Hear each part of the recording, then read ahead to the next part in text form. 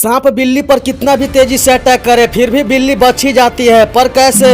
Shark पूरी दुनिया की एक ऐसी मछली है जिसे कोई समुद्री जीव इसे पंगा नहीं लेता, लेकिन एक ऐसा मछली जिसे शार्क को पल भर में मौत के घाट उतार देती है। जैसे ही इस मछली को टच करते हैं तो ये आपका चीख निकाल देगी। ये मछली जितनी स्पीड में पत्थर से टकराती है उतना ही तेजी से इसे खून भी निकलता है, लेकिन ये कोई खून नहीं तो फिर क्या है? इस वीडियो को देखने पर आपका दिमाग हिल जाएगा। तो गाइस जल्दी से वीडियो को लाइक कर दीजिए और चैनल को सब्सक्राइब करके इस बेल आइकन को जरूर दबा दीजिए। नंबर 10, जैसे ही इस मछली को टच करते हैं तो ये आपको चीख निकाल देगी। दरअसल इलेक्ट्रिक ईल इस मछली अपने शरीर से 860 फीट वोल्ट तक की बिजली फेंकती है, यानी कि 8 फीट बिजली का चलता फिरता एक नंगा तार होती है जो 4 से 5 झटकों में मगरमच्छ का इंसान को भी निपटा देती है। इतनी हाई वोल्टेज ये अपनी बॉडी के इलेक्ट्रोसाइट सेल्स के मदद से बना पाती है और छोटी मोटी जो फिश के दायरे में 8 से 10 फीट तक आती है तो उसे भी झटका मार के खा जाती है। नंबर 9, क्या आपने कभी सोचा है कि प्लास्टर कटर प्लास्टर को तो आसानी से काट देता है, लेकिन इंसान के हाथ को कभी क्यों नहीं काटता? लेकिन देखने पर तो लगता है कि जरा सा भी मिस्टेक हो जाए तो हाथ ही अलग हो जाएगा,